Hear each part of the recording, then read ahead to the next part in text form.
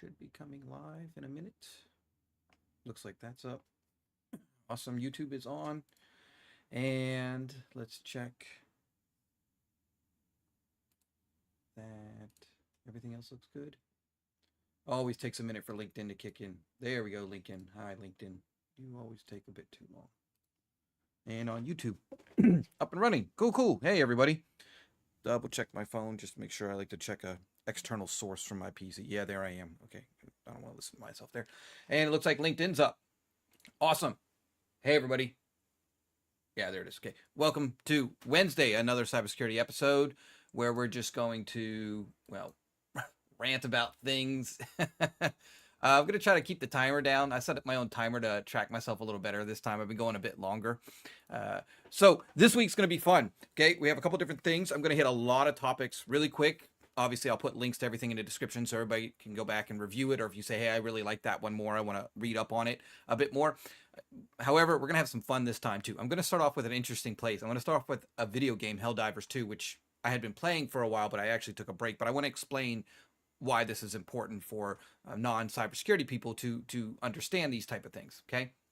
So right off the bat, let me go ahead and get right into Edge. Good. Hey, everybody. Okay, cool. So what I want to explain is, look, I don't want to go into all the details of everything that's been going on, but what happened really was the video game was released, and then all of a sudden it required a linking of your account to a PlayStation network, right? So now you want to play the game, you have to not only have an account, but you have to actually link it to another system.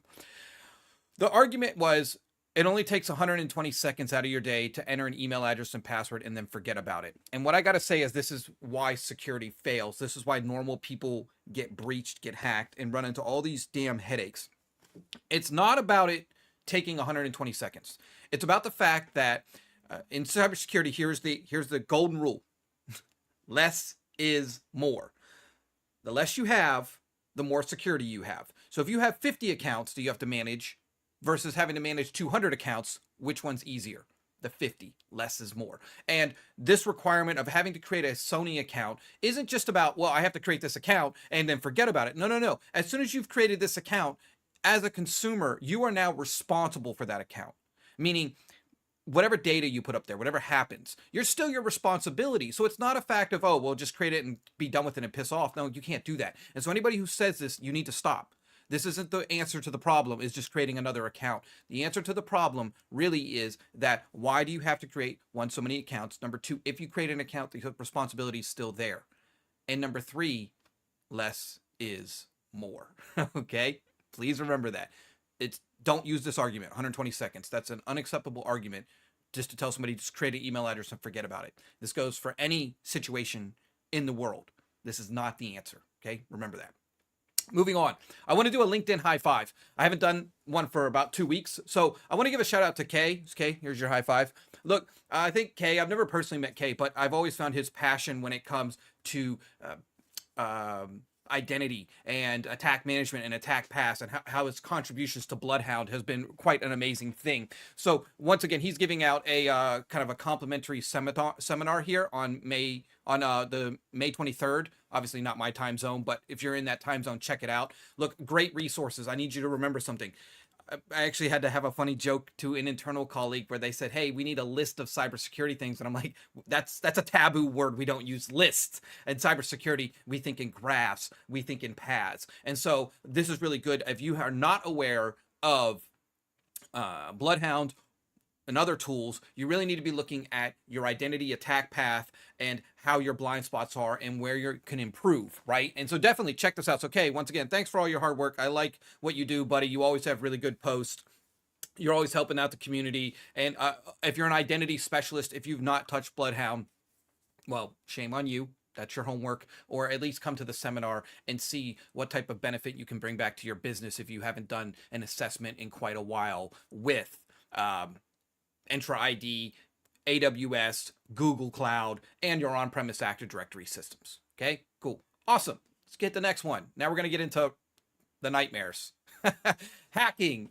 Free-for-all fights over home office and routers everywhere. And this is honestly a really interesting topic, right? Because a lot of times we think of big corporations have all the money in the world. They buy like the best equipment, but that is true. But however, there are lots and lots of small networks everywhere that exist, and cyber criminals are just starting to go after them, right? Because they are kind of easy to get into, because a lot of people don't know that that vulnerability was there to patch their network. A lot of times there is very poor asset management within the network space, right?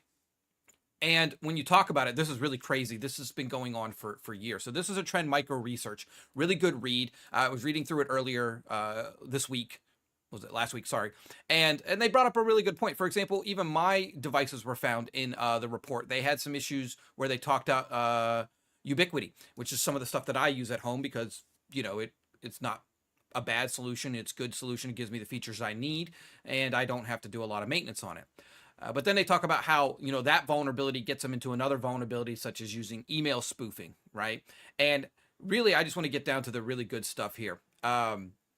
They were installing backdoors onto these devices without much attention to the security industry. Nobody was really looking at it. A persistent long-term access for many, many years. And as you look at it, this table is great. I love this table. Look, we're talking 2016 to 2024, 2018 to 2024, and 2 years right now, really going on with the different types of TTPs. They're going after network devices. They're going after them for a long time. They're staying in there quietly, right? There's also one more trend here. Been going on for 8 years. I thought that was just crazy. The numbers are just astounding. It's a really good report. If you're not like into this stuff, I understand it. So what is the takeaway from this? Number one, as you can see, they get into networks devices. We're always so focused on the Windows Server and the Windows 11 and the iOS and the Android and the Mac. And yes, those are all important assets. The reason those are important is because we think of them as an end user, as a person touching it. We kind of forget about network equipment, right? And we forget to monitor it and tracking it. And the only reason they can stay in here for 8 years is because there's a gap. So my question and challenge for you is, what is your gap in your environment? If I asked you for a list of every single network-based device that you have, how soon could you give me that device list?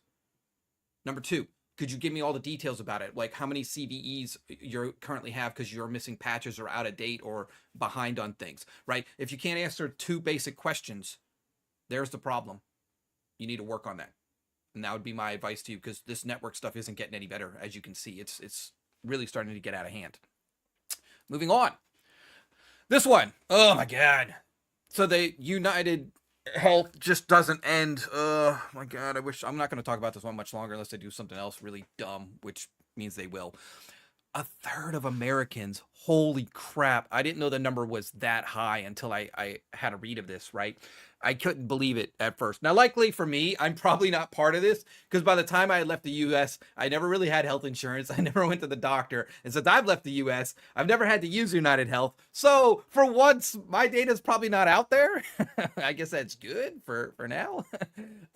But once again, I talked about it last week. These jokers paid the ransom. I get it, but I don't get it. I'm always going to be pissed when you pay the ransom, because they're just going to come back for more. What I want to, there was something really funny in this article. One of the Tennessee Republicans said, "Your revenues are bigger than country's GDP." Marsha Blackburn. Holy hell. Like, if you put that into perspective, you have so much money. You can't really use cybersecurity as an excuse to not do the right thing at this point. If you have all this money, then what the hell were you doing? Was it just human negligence? Or was it just greed to the fact where you wanted more money and you didn't want to spend money to secure the data? So look, I hope more people get pinned to the wall. I really do, because this needs to be used as an example. I know this is going to suck, but I don't give a shit. CEOs, CSOs, CISOs, y'all need some goddamn fear. And if fear isn't money, maybe some prison time will sort some people out. This is just getting unacceptable that you can have this amount of money and this type of stuff is happening on this large of a scale, right? It's crazy. And I'm going to flip right to the next one. Why did it happen? Okay, look, I got to say this article is kind of bullshit, but let me tell you why. Lack of multi-factor authentication. Yes, that is very important. I'm assuming they had some type of multi-factor. And most companies do. They have multi-factor. Say, yeah, we multi-factor. For their end users. Oh, I need to go to my Teams. I sign in my mobile phone. Multi-factor. I need to get to my email. I go to my phone. Multi-factor. Okay, cool. Most end users these days have multi-factor for commodity resources. Now, there's always going to be these legacy on-premise applications that don't have multi-factor, that are a piece of crap that companies are just ignoring because they don't want to fix the damn problem. Let's be clear, that is a real thing, and those numbers can be quite high. So multi-factor is always going to be spotty when it comes to end users. Now, multi-factor in the admin level, when you're an admin, well, that's just for completely unacceptable, right? To not have multi-factor as an admin this day and age. There's so many vendors out there that cover it. I mean, if you take Microsoft and Azure, you are forced to have multi-factor when you have a global admin account, as an example. Now, there are tons of other accounts that have power, but that is an example where ultimately it needs to be forced on people to do the right thing. The Google and AWS are very similar in terms of needing that cloud account needs to have multi-factor. You really don't get a choice anymore. It's your on-premise environment that you can just say, well, shit, we don't care. We'll just go cowboy and do whatever we want. That is the problem. Right. And there's tons of vendors in that place. Beyond Trust, CyberArk have been around for decades who help provide that multi-factor layer within the internal infrastructure that is aging, that didn't really need multi-factor. And people used to say, well, it's inside my house, it's safe. But our first article, the networks are getting abused. Every week, networks are getting abused. So the hackers are inside your network. So your internal stuff needs that due care. CISSP phrase, due care. Don't forget that, right? If you're studying for CISSP, due care. Right? But I love this. Another Democrat. It's a Democrat this time. Last time it was a Republican. This hack could have been stopped by Cybersecurity 101. That's a slap in the face. Yes, it is. Look, let me top that though. That is a good statement, but it's flawed. He only went halfway. Why is this only halfway? Well, the whole way would be this could have been stopped with good cybersecurity processes, and enabling multi-factor is 101, because it's the process. Let me ask a question. How many of you in your environment can tell me in 30 minutes with a report how many users are not enabled for multi-factor? How many people have not used multi-factor? Or how many applications today you have that can't use multi-factor? You should have those numbers on hand, because that's your weak point. That's your choke point. So you need to be able to answer that question. And there's been times, if I rewind the clock, JP Morgan many years ago had a hack that the one server that they didn't have multi-factor on was how the hackers got in. So this isn't a game of, oh, you have multi-factor. No, the question is, do you have 100% multi-factor? How close are you to that 100% in all scenarios? The process. Are you monitoring it? Are you auditing it? And are you tracking down? It might suck. You might be at actually 20%. You need to be working that down closer to 100%. Of all multi-factor, meaning working down that everything requires multi-factor. Today, 20% doesn't. Get it to 0 means 100% multi-factor. We're going to move on. Geez, UnitedHealth, you're just making this easy and fun for me. I swear to God, guys.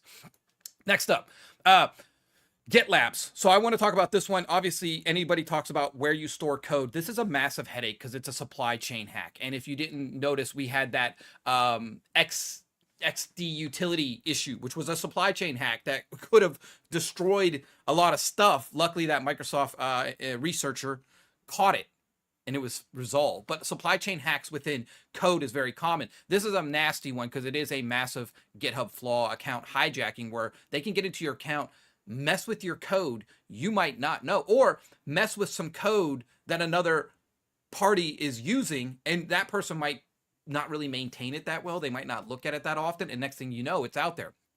So even with MFA accounts, this was vulnerable to password reset. So even in this scenario, MFA wasn't helping you, right? This damn thing's a 10 out of 10. We that's how you know it's bad. When you see 10 out of 10, just say, oh hell. Now, look, the evidence that it was being actively exploited, they've reached out to customers, and SolarWinds is a really good example of 18,000 customers that were part of the SolarWinds breach itself led to this. Okay, supply chain hacks are nasty things, right? I'm gonna have another article on that a little bit later. But my point here with them is, if you look at the numbers, they talk about the IPs that were involved with it. They talk about when the patch went live and it started trending down. That's a good thing. But ultimately, this is something you need to be aware of. You need to know and track the services you use, because if they make a mistake, you still need to make auditing of your code, auditing of the stuff you put out there, and making sure that no malicious changes are happening to it. It's still your responsibility. Panda Express. What the hell do you do with your personal data? I'm going to keep this one really quick and really simple. Remember that less is more? We're trending here, aren't we? When companies want you to create a freaking account, it's stupid most of the time. Like, oh, well, we want to give you something on your birthday month. Okay, cool. Why do you ask for my full birthday? Why do you need my date, month, and year? If you want to give me my birthday month, just just say I need October. Okay. Do you need first and last name? No. Okay. Do you need my address? No. Do you need my phone number? No. Maybe the email address. Okay, that's understandable. But companies ask for too much shit, and that needs to stop, right? Don't give them that. Now, if the website says that this is mandatory, then tell them piss off. Do you really need a Panda Express membership? No. If they want your last name, no. Okay. They want all this extra crap? No. So let's be honest. The reason this happens is a lot of companies are, if you have the data, you're responsible for it. So the easiest way to reduce the risk to a business is not have the data. If I didn't ask for a bunch of people's usernames and other crap, then I don't have to, if I get hacked, I can just say, look, no personal information was leaked. First name, email address, and your data, your month. Okay, that's very little information to go off of, right? Joel, September, and my email address I'm not going to say right now. Okay, so even I don't have that much balls. My point is that right there, right? So who cares? People wish me birthday on LinkedIn, so whatever. It's September, okay? That's my point. Very little information. So don't sign up for these type of accounts. Just say no. Look, AT&T 7.6 billion. Just records are everywhere. Shit's everywhere. It's unacceptable. When you create an account, if they ask for too much stuff, just say no. It's not worth the discount for your birthday. Just go find a place that you like that does your birthday and gives you this. These places don't have the money to do cybersecurity, but they want to offer these types of benefits and memberships. I get it, but your track record sucks. Okay. Next up, scammers don't care. Wow. So they are blasting social media. If anybody that uses social media, well, you should know how dangerous it is. So the group that's been going on is called Yahoo Boys. I think that's funny. It's a collective of young men in Western Africa. Now, they are dangerous scammers. They actually hit Facebook, WhatsApp, Telegram, and they'll message people. We talked about this a few weeks back, sectortion scams. These are horrible. There's been a massive uptick in suicide when people get these deep fakes of these sectortion scams. And this is some of the worst ways to go after somebody. It's one thing to tell somebody, hey, I've encrypted your files. It's another thing to say, hey, I caught you touching yourself, and here's a video of it. I'm going to leak it to all your friends on Facebook. I mean, that's a horrible thing to do. And these people are trash, right? Ultimately, they're the worst of the worst. Something I want to say about these guys. Here's where the problem with this one is. This is probably the most dangerous. Why do I say they're the most dangerous? Well, a state actor is sponsored by a government and told, go hack that, and that's what they're going to go after. And normally it's another government or solution that should have their shit together and be able to protect themselves at some level. These people are going after individuals. They're going after private citizens and individuals. And a lot of time, private citizens and individuals, one, don't have the knowledge. Two, they don't have the experience. And three, they don't even know who to go to for help because they can go to the local police, but the local police don't know shit about cybersecurity. So these people are like, oh, I've been bullied online. It's like, what do I do? Right? The other thing, it's cross borders. Now, this is the thing I've always said, that's the biggest nightmare we have with the internet is if somebody in West Africa comes after me and I live in Singapore, I'm even more pissed because the fact that now there's no way to hold them accountable. It's not like the Singapore government's going to fly over and say, hey, extradite these priests, and the country might not even have extradition. So you see where this headache comes in. Like now I don't care. And I know this sounds horrible. I don't care what you do in your own country because ultimately you'll be judged by your peers and your government. But when you go across borders and fuck with somebody else, I deeply don't like that one. I think that's the worst of the worst because now you're really just a piece of crap. And I hope the governments get together and find a way to handle this with the sextortion scams and going after individuals in every country. These people are the worst of the worst. I respect them the least. At least the ATP people, I can respect what they do, right? As a hacker, you have to respect your enemy, right? You have to understand them and respect them. These people they're the worst. Just be careful. These groups out there are targeting people, targeting individuals, and watch your kids, monitor them online, look at their safety, just be a good parent. And if you're not a parent, just watch yourself online. Don't fall for this stuff and do your best to report to the authorities. Okay, this one, I'm going to hit this one real quick as well. So anybody that I've been bitching about this for years, there are two things that I feel have been massively neglected in the world of cybersecurity: DNS, DHCP, right? And you're like, Joel, why would you say that? Well, let's be honest. Most people don't even think of DNS.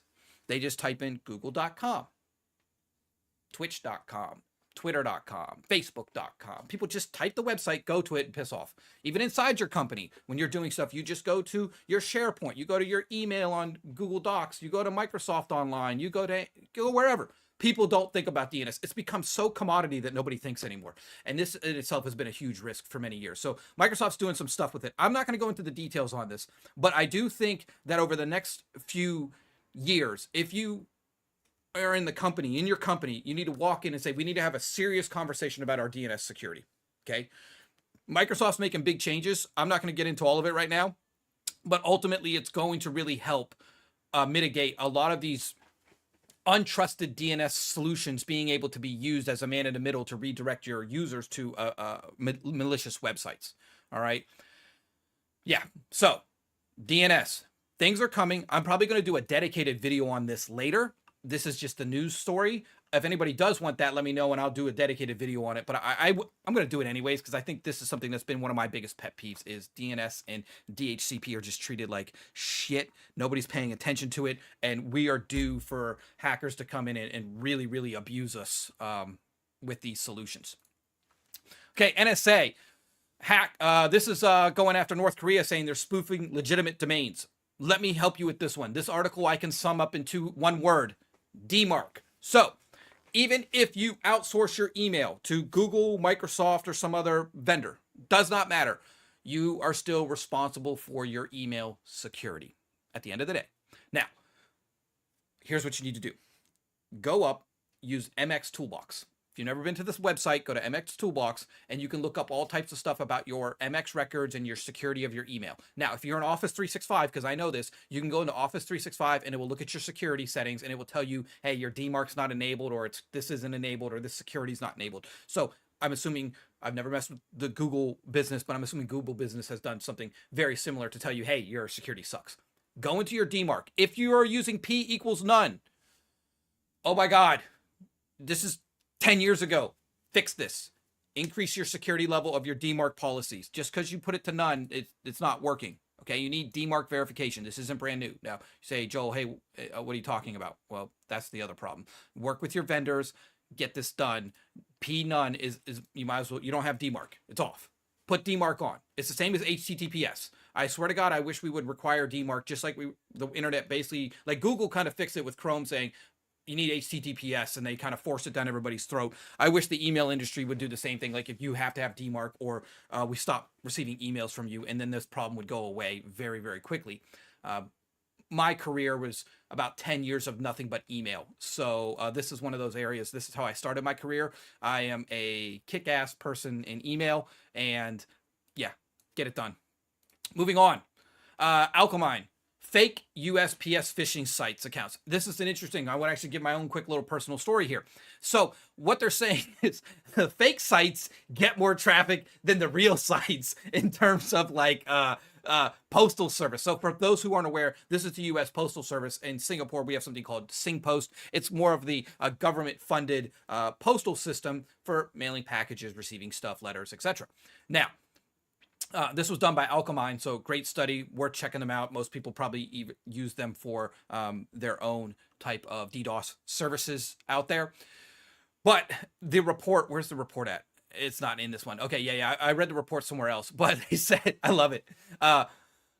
So much internet traffic consists of massive ad, WhatsApp, Bitcoin chats, hello, dear, cold messages, and infamous redacted for public thing in bio accounts of recent Twitter fame. So what they're basically saying is this is the great. The undersea fiber optic cables are actually strained under the weight of pointless malicious spam. Yeah, if you guys don't know, if you want to look it up, but it's really cool. There's like you can find it on the internet, a graph of all the fiber optics that runs under the ocean. We actually have one that's finishing up this year, going from Singapore straight to the west coast of the U.S. I think. I don't know when day that's going to be alive, because right now, if I'm going to the US to play like a video game and a video game server there, I'm going to go through Hong Kong, and then Hong Kong's going to go over to Seattle. I think the new one's supposed to be on in a few months, but the point is, I've actually got this before. So what happened to me is I got an SMS saying your package was not delivered, and you need to pay to have it redelivered, and you have 3 days. So they try to do urgency to scare you, and I was like, no, I don't believe that. Number one, here's why I don't believe it. First off, well, in Singapore, they don't redeliver. They just throw your package at the door and leave it there. So there's this like, my job's easy. Here it is, your problem, right? Then they take a photo and piss off, right? So number one, they're not going to redeliver because they just leave it there. Number two, if we actually take it the next step is, oh, hey, Sean, thanks, buddy, for the chat message there, just seeing it. Number two, when it comes to Singapore is, what makes it funny is I have a door camera. So a lot of people have door cameras in Singapore. It's very, very common. And I just went and looked at the door camera to say, did anybody try to deliver a package today? Maybe I missed it. And I work from home a lot. So boom, nothing was there. So that's the great thing. When we talk about this stuff, not everybody has a camera to double check it. Some people are worried about these fake SMS. And I know Singapore government has done some stuff where they've worked with the telcos to say these are fake messages. So you get a good notification. But packages and shipping are a major area of fraud, and just be aware of it. If you're not expecting a package, if you're not expecting something, just don't trust the message. Don't click the link, and do your own verification. You know, make sure that you have if you have a doorbell camera, check that first and say, hey, nobody showed up, so I'm pretty sure this is fake. Or just call the post office directly or reach out to them directly and say, hey, I got this message. I don't think I have a package coming, but be very careful. Lots of spam with this. I'm not going to do this article. I want to skip this article. I want to do this one. So there's another really good one. So the Olympics is coming up, and people are like, wow, what I like this. The cybersecurity director of the Olympics had a really good thing. My dream for the Olympics is the technology and cybersecurity aren't talked about, but because we mean it was a non-issue. Yes. And I'm going to say it, Jeremy. I'm not going to know how to pronounce this in French with those accents. I'll screw that up. So I'm going to go with US Jeremy. But appreciate it. This is just an honest thing. In reality, in cybersecurity, if we do our job correctly, people don't know we exist. And that's how it should be. Okay? That's unfortunate. It's a sad job. You don't ever get thanks. People just say, hey, whatever. But the point is, this is a big thing. So let me give a real side story in this. For the 2020 Olympics, we're in Japan. I couldn't go. I was actually asked by my manager if I could go to help support the cybersecurity there, but I couldn't. The reason I couldn't go is the fact that I was in Singapore and it was COVID time and lockdown, and I couldn't get out of the country. So I was kind of like, damn, I really wanted this on my bucket list. Not bucket list, but hey, look what I got to do. I got to do cybersecurity at the Olympics. Really cool. My colleague that went, though, awesome guy. I want to give Sam a high five here. Hey, Sam. Look, Sam was amazing. He did awesome work there. There's a bunch of other people I know who were there, but I don't want to name them directly. But Sam is very loud on social media. You can see him everywhere. He does a lot of public presenting, and he works out of Japan. And we had a good conversation. She was keeping me up to date what was going on, asking me a couple questions, because that's what we do. We ping ideas. But I almost got to be involved with the Japan one. I hope the guys on the ground do a good job, monitor the identities, monitor what's going on. This is a lot of work, and I offer Jeremy and the team the best of luck with the Olympics coming up, and let's all cross fingers for them that they can get through it. And look, it's happened before. Interesting enough, if you look down in the article, and I didn't know this personally, there was one in 2018 and 2017. 2018 had an issue in the Winter Games, I guess during the opening, but Japan one was pretty quiet from what I understand. Let's see, I got a couple more minutes here. I want to hit these last couple ones. Back inside the network again. We're talking about network. I actually should network. So the network itself is still, we all thought VPN's the answer to our problems. Okay. So, there's been a vulnerability since 2002. This is very interesting. I had to read up on this because it's been a while, and it goes back to a problem I talked about earlier. If you guys remember, DNS and DHCP. So this is about modifying the VPN traffic tunnel. This is very interesting. So I watched the video, really good work. At first I was struggling to say, how the hell did they do this? And finally they gave me the answer. I was like, oh, thank you. Option 121. I haven't seen this in forever. Like it overrides the default rules for VPN traffic. I actually completely forgot about this stuff because I really don't manage DHCP servers anymore. But basically, this is really, really good. Use the DHCP server to modify the clients to negate what the VPN is doing. And then you've changed routes. And boom, you've exposed it. So this diagram is crazy complex. I'm not going to go into it. It's too much nerd for what I want to achieve here. What I want people to be aware of is, really interesting enough, Android isn't affected. I didn't know this. I learned a lot about reading this. Was Android doesn't support 121, but all other OSs do. And today there isn't really a fix for this. right? Because it's a side channel exploit. Most people wouldn't even know about it, and you can configure firewall in and outbound with the VPN and get around all your stuff. So what I would say here is read up on this.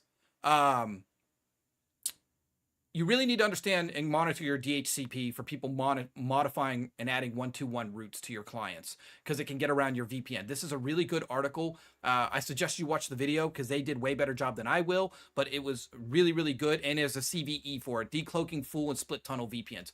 Amazing work. Be aware of it. Get on top of it.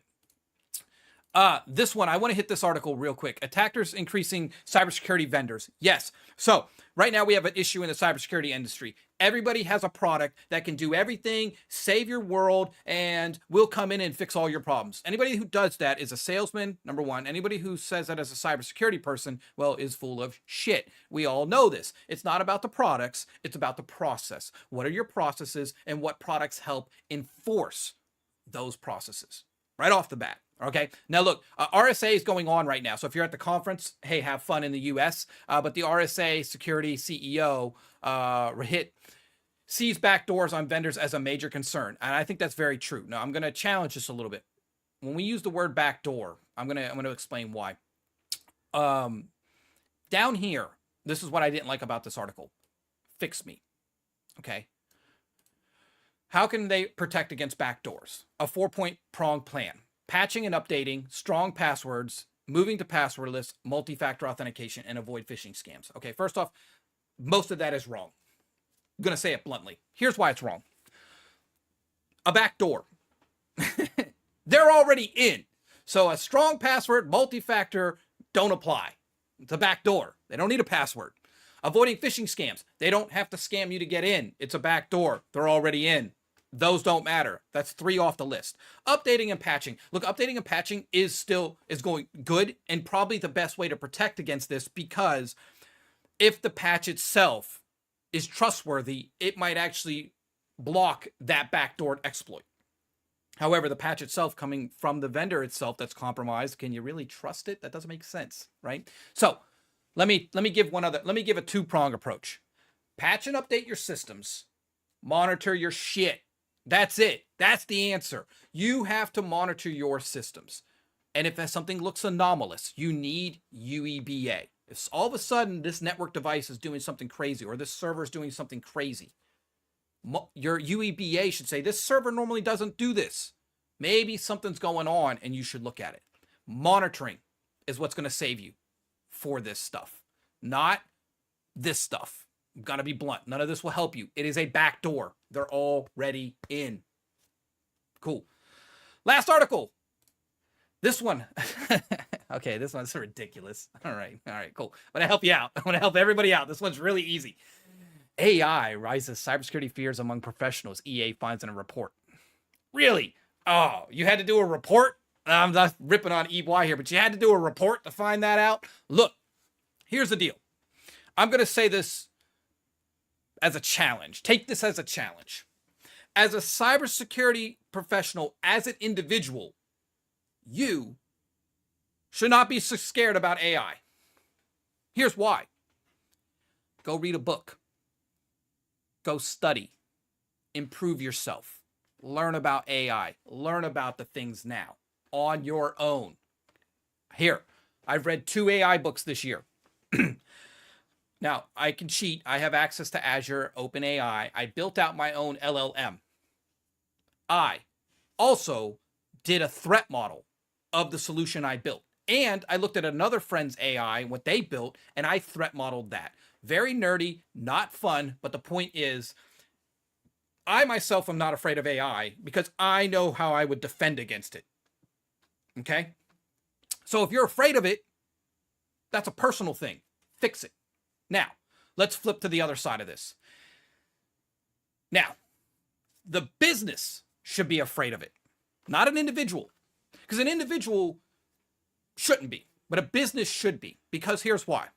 Well, they already are getting hacked, not using multi-factor, such as UnitedHealth. AI is so far out of their purview. So here's what's going to happen. Trust me. Watch this video in 5 years. People are going to start using AI. All these companies are rushing to do AI. with no security, and it's going to blow up in a lot of their faces. That's the truth. So if people truly, now the professionals are saying, I fear it for the business, but as a individual, I don't fear AI because I know what I've learned and what I would do to apply it and reading a lot. But other people, you need to take the time, you need to understand AI and try to advise the companies as best as you can before it becomes a real problem. Do the best you can and go home with your head up high that you tried to do the right thing.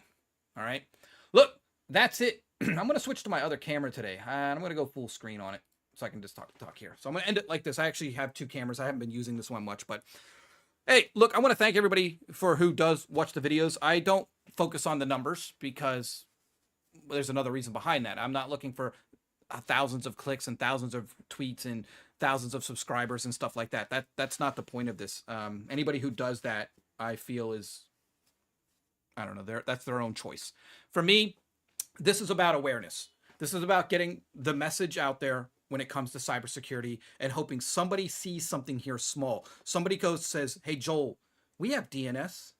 I might go take a look at that. Or somebody says, hey, Joel, that K event that you promoted on LinkedIn, I'm actually in that time zone. I'm going to check it out and maybe somebody will learn something.